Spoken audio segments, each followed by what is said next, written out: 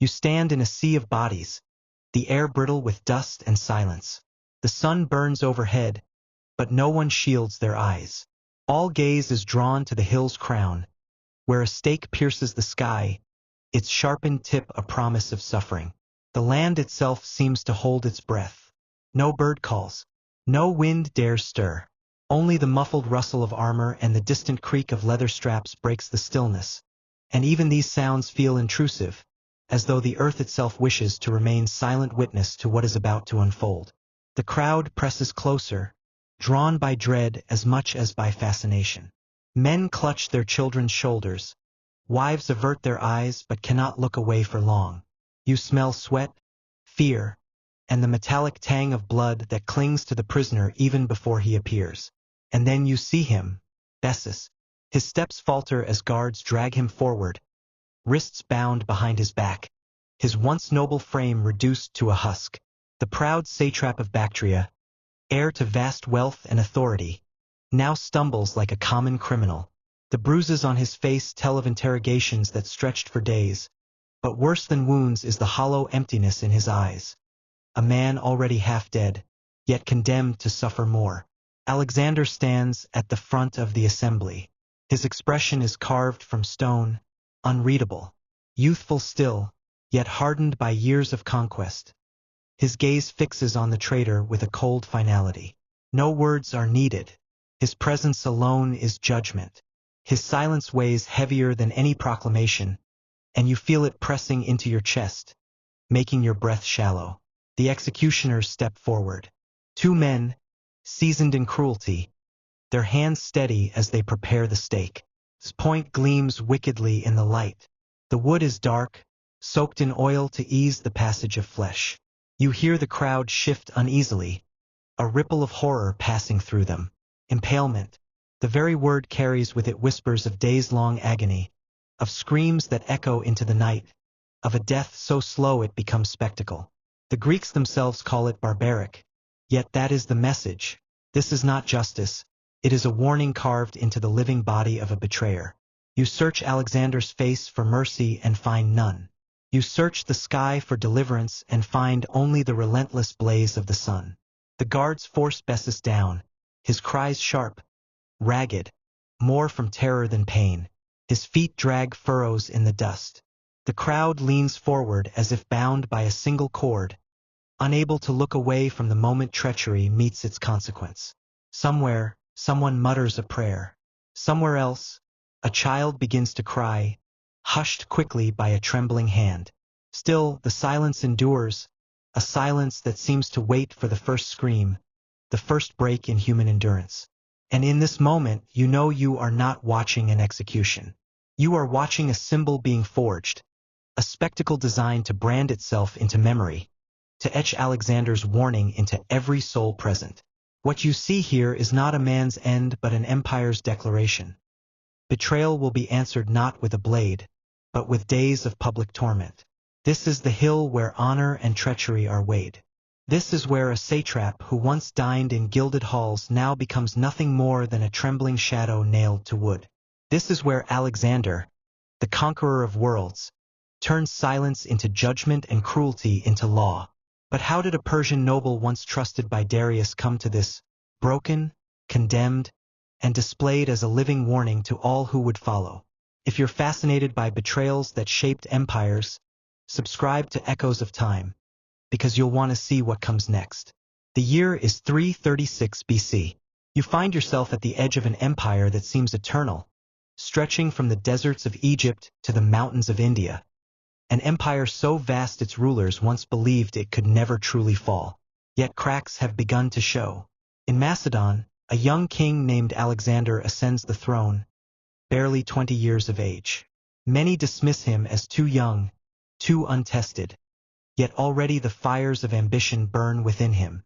He has inherited not just a crown, but a vision, to carry his father's dream of conquering Persia, the most formidable power the world had ever known.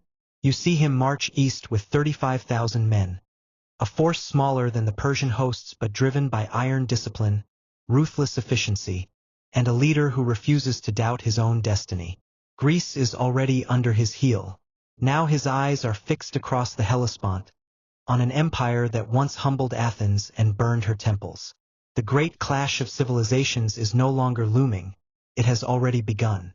In Persia, Darius III sits on a throne surrounded by magnificence but shadowed by insecurity. His empire is rich beyond measure, its palaces filled with gold, its roads connecting countless peoples and tongues.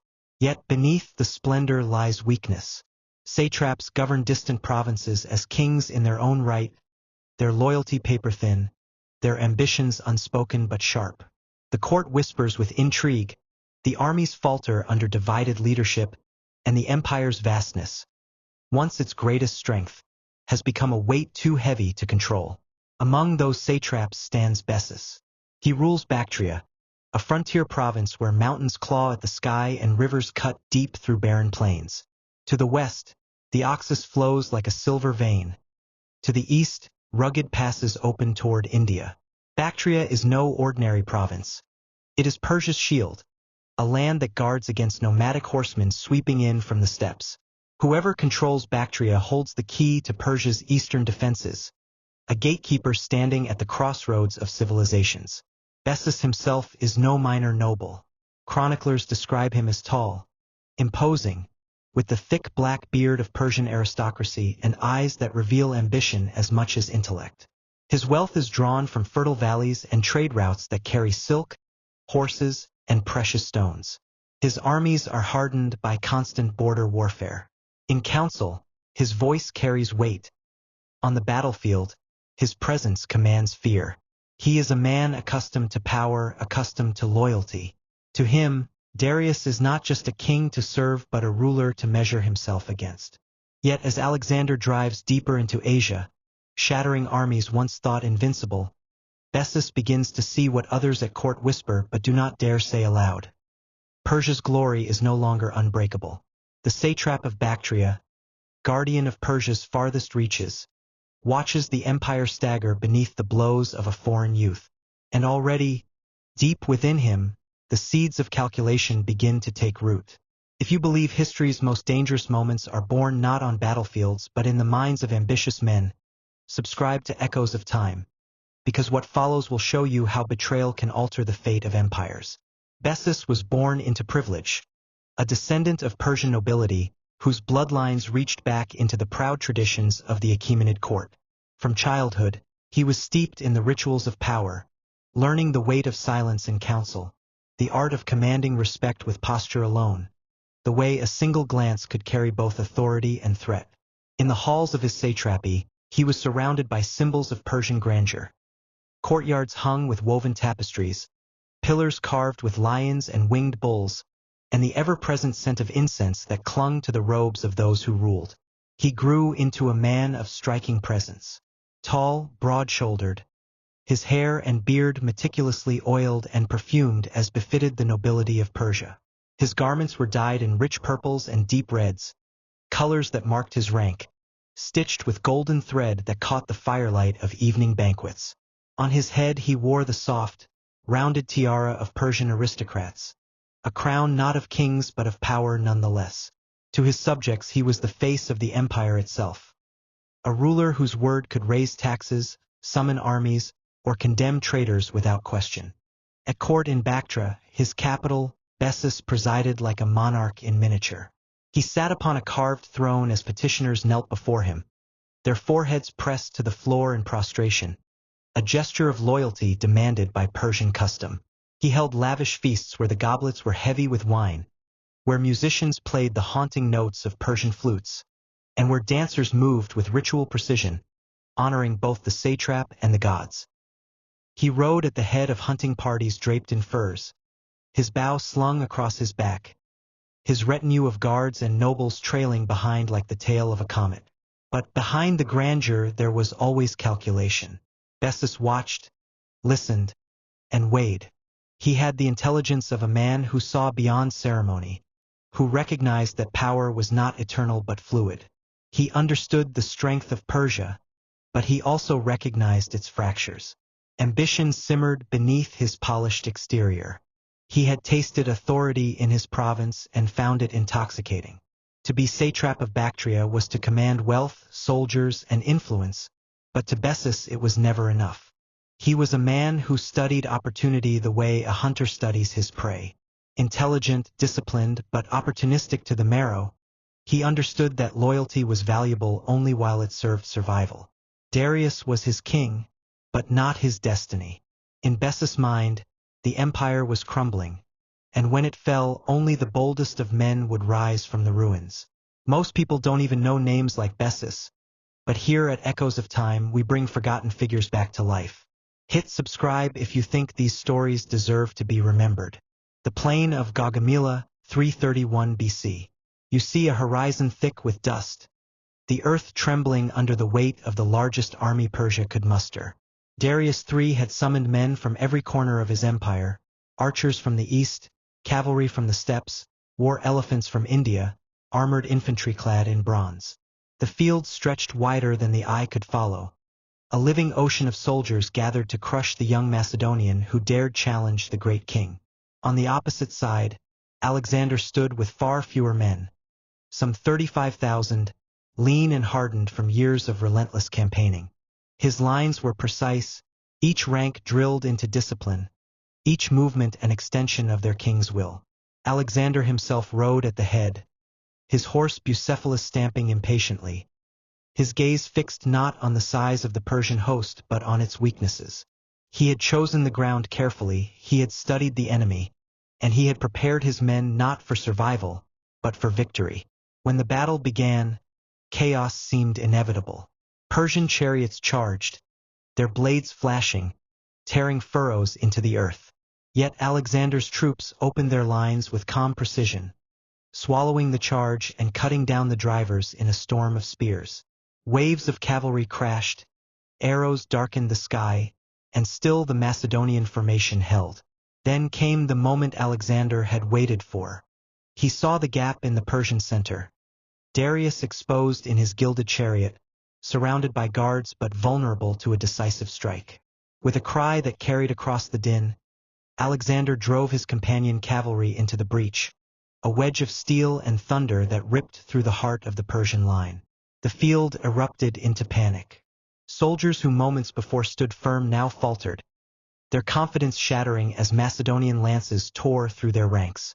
In the midst of the storm, Darius turned. Fear overtook him. He wheeled his chariot and fled, leaving behind not only his army, but his throne, his treasure, and his honor. That single act broke more than the battle. It broke the loyalty of his satraps. For what is a king who abandons his men in the moment of trial? Around campfires and in whispered corridors, Persian nobles began to doubt. Their faith in Darius weakened with every step he took away from the battlefield. To them, his flight was not strategy, it was shame. And while Darius fled, Alexander advanced. His men followed him with unwavering devotion, for he had shown them not only victory but courage. He led from the front, bled beside them, and promised them the spoils of empire. Where Darius inspired doubt, Alexander inspired loyalty so fierce it bound nations together. It was at Gaugamela that Persia's fate began to unravel, not only on the field of battle, but in the minds of its guardians. Men like Bessus looked at their king and saw weakness. They looked at Alexander and saw inevitability. The fracture of loyalty had begun, and it would widen until betrayal became the only path. If you want to see how a single battle can collapse empires and turn loyal men into traitors, subscribe to Echoes of Time, because the story of Bessus is only just beginning. In the aftermath of Gaugamela, as Darius fled eastward with what remained of his dignity, whispers began to coil through the Persian court like smoke from an unseen fire. In the flickering torchlight of guarded chambers, men gathered whose loyalty was already wearing thin. Among them sat Bessus, satrap of Bactria, Nabarzanes, commander of the royal guard, and Barzanes, ruler of Aria. They spoke in hushed tones, their eyes darting to the shadows, for what they considered was not treason in its ordinary form. It was regicide, the severing of a king's life by the hands of those sworn to protect him. The air in those meetings was heavy with desperation. Alexander was advancing like a storm that would not break, his armies consuming city after city, his reputation swelling with each victory. Darius, once the center of the world, now seemed a hunted man, a king without a kingdom, his power reduced to the dust beneath his fleeing chariot. The satraps weighed their futures like gamblers holding dice, each one knowing that loyalty to a faltering monarch could mean ruin, while betrayal might open the gates to survival. It was Bessus who gave the thoughts shape. He painted the reality in cold, unsparing strokes. Darius could no longer defend them, nor the empire they claimed to serve. To remain shackled to him was to invite destruction. But to act, to take his life, to deliver his body to Alexander, might transform them from traitors into saviors, welcomed into the new order that was rising like dawn over Persia's ruins. It was a choice between perishing with their king or bargaining with his corpse. Yet they knew what such a choice meant. In Persian culture, the king was more than a man. He was the axis of the world, the chosen of Ahura Mazda, the living symbol of empire itself. To kill him was not only treason, it was sacrilege. The stain of such an act would cling not only to them but to their families, their bloodlines, their memory for generations. Still, fear outweighed reverence. Fear and ambition. Each man, in his heart, wondered not only how to survive, but how to rise. And so the conspiracy was sealed. The decision taken in silence, beneath the weight of tradition and the echoes of loyalty that still lingered but no longer held sway. They would betray their king, and in that betrayal they would gamble the future of Persia itself. If you've watched this far, you clearly care about history more than most. Don't just watch silently, prove it by subscribing. Or tell me in the comments why you won't. The end came on a desolate road near Hecatompylos. The land was barren, its dust rising in dry spirals with every step of the retreating army. Darius rode in his royal carriage, not in triumph but in exhaustion. His once mighty retinue now reduced to weary stragglers. His robes, once embroidered with gold, hung heavy with dust and sweat. The King of Kings, ruler of the largest empire on earth, was now a fugitive fleeing before the relentless shadow of Alexander. It was here that Bessus and his co-conspirators acted. They entered the carriage with words that masked the blades hidden beneath their sleeves. They urged Darius to surrender, to place himself in Alexander's hands, to barter life for mercy. Darius, weakened but unbroken, refused. He would not kneel to a foreign conqueror. Even in ruin, he clung to the dignity of his crown.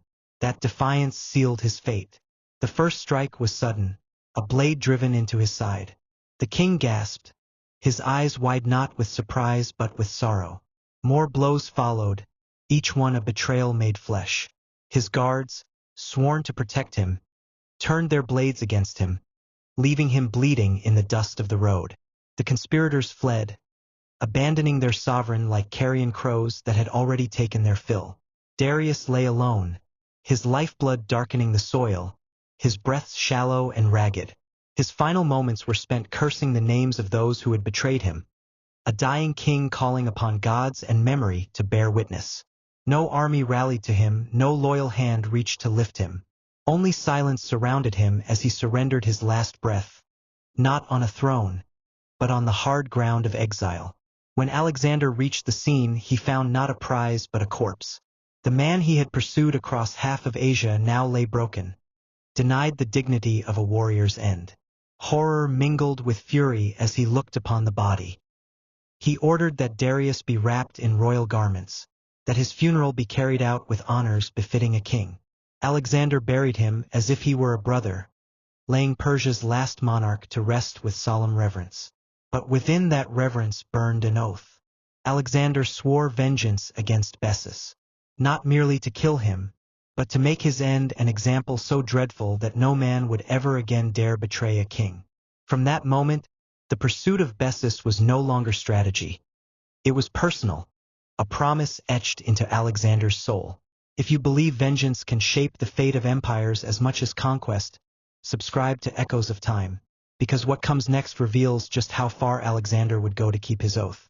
The pursuit of Bessus drove Alexander's army into the unforgiving heart of Central Asia. From the lush valleys of Media, the march turned brutal. carrying them across deserts where the wind scoured flesh with sand and rivers where the currents threatened to tear men and horses beneath the surface. Each mile was a test of endurance, yet Alexander pressed forward with unrelenting determination. His oath to avenge Darius weighed heavier than hunger or thirst, and his men followed, bound to him by the same iron loyalty that had carried them from the plains of Greece to the gates of Persia. Bessus, meanwhile, fled east into the rugged expanse of Bactria and Sogdiana. These were lands where mountains rose like walls against the sky, where the Oxus River cut a silver line through wilderness, and where the tribes of horsemen, swift, elusive, merciless, watched all who passed. He believed these lands would shelter him, that their remoteness would shield him from Macedonian pursuit. But the land that he thought his refuge became his undoing. As he fled, the loyalty of his followers began to wither. Men who had once bent the knee to him now struggled against hunger, exhaustion, and despair. The villages offered little comfort, the fields little food. Supplies dwindled, the hardships multiplied, and the vision of safety that Bessus had promised proved hollow. His allies began to question not only his leadership but his worthiness. For what was he now? Not a king, not a savior, but a fugitive carrying the blood of Darius on his hands. Ancient chroniclers tell this part of the story in fragments and contradictions. Curtius Rufus paints Bessus as desperate, clinging to authority that slipped from him like water through cupped hands. Arrian describes Alexander's pursuit as tireless, almost divine in its inevitability, each obstacle swept aside by his resolve. Diodorus, more cynical, suggests that Bessus was undone not by Alexander's sword but by the collapse of his own support, the quiet betrayals of men who saw no future in his cause. The truth, perhaps, lies in all three: a relentless pursuer, a faltering leader, and a land that broke the will of those who followed him. By the time Bessus crossed the Oxus, his retinue was little more than a shadow of the force that once defended Persia's eastern frontier. Fear gnawed at them, whispers spread like fire through dry grass. Each man wondered how long he could carry the weight of loyalty before it dragged him into ruin. The satrap who had dreamed of wearing a crown now found himself a prisoner of suspicion, watched by the very men who had once called him master. If you have followed the chase this far, you know that history is not written only by victories, but by the betrayals born in desperate moments. Subscribe to Echoes of Time, because the story of Bessus is about to reach its darkest turn. At last, betrayal found the betrayer. In a dimly lit hall, far from the thunder of armies, Bessus sat with the few allies who still pretended loyalty. Among them was Spitamenes, once his trusted companion, now calculating his own survival. The wine flowed, dark and heavy, numbing the fatigue of endless flight. Bessus drank deeply, unaware that every swallow carried him closer to captivity.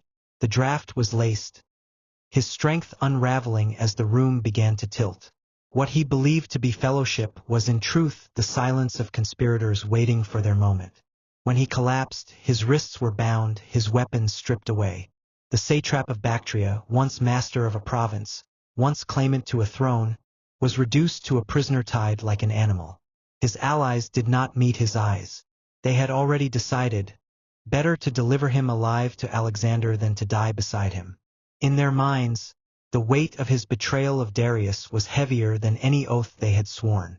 Dragged before Alexander, Bessus tried to summon what dignity he had left.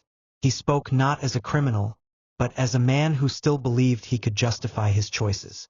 He insisted that killing Darius had been necessity, not malice, a desperate act to preserve Persia, to prevent humiliation at the hands of a conqueror. But Alexander did not answer. He did not rage, nor did he strike. He stood silent, his gaze unflinching, letting the weight of that silence fall heavier than any sword. For Bessus, it was the silence that condemned him. In Alexander's eyes there was no room for explanation, no space for survival. Judgment had already been passed. Notice how betrayal breeds betrayal? If you don't want to betray Echoes of Time, hit subscribe. Or, if you refuse, at least tell me below why, because silence is its own kind of treachery.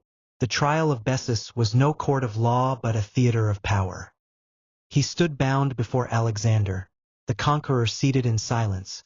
His generals gathered in a semicircle like judges of fate. No scrolls were read, no advocate spoke on his behalf. His crimes were already known: betrayal of his sovereign, the murder of a king, the profanation of loyalty itself. To the Macedonians, he was not merely a rebel but the embodiment of treachery. To Alexander, he was the man who had stolen from him the chance to defeat Darius in open combat and claim a victory unmarred by betrayal. When Alexander finally spoke, his words were measured and sharp, each syllable falling with the weight of a verdict. Bessus was guilty of regicide, guilty of dishonor, guilty of turning the sacred order of Persia into chaos for his own ambition. For such a crime, death by the sword was too swift, too merciful. Alexander declared that he would die by the method most feared and despised: impalement.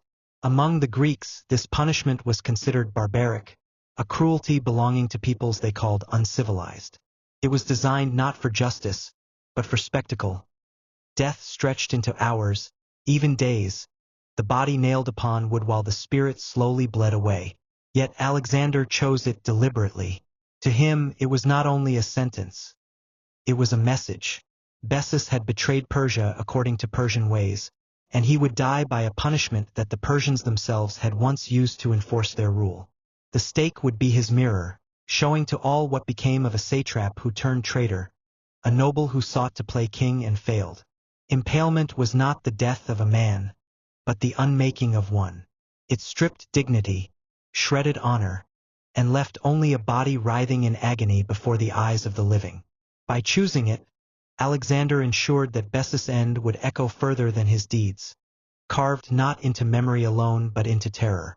If you understand why Alexander turned punishment into symbol, subscribe to Echoes of Time, because the darkest truths of history lie not only in battles, but in the ways men chose to make examples of their enemies. Morning broke over the Bactrian hills with a cruel clarity. The sky was pale, cloudless, and pitiless, as though even the heavens wished to bear witness. The stake stood upright in the earth, its tip honed to a murderous point, the wood darkened with oil so that flesh would not slip away too quickly. Around it gathered the Macedonian army, their armor gleaming in the light of dawn, their silence heavy. From the villages beyond, men, women, and children climbed the slopes to see what fate awaited the traitor who had once called himself king. The hilltop became an amphitheater, every eye fixed on the space where judgment would become torment. Alexander stepped forward. His words rang across the crowd, carried not by volume alone but by the weight of authority. He recited Bessus' crimes, the betrayal of Darius, the cowardice of striking down a fleeing king, the arrogance of claiming a crown not his own. He reminded them that enemies on the battlefield could be respected, for they fought with honor. But treachery from within, he said, was a stain upon both man and empire.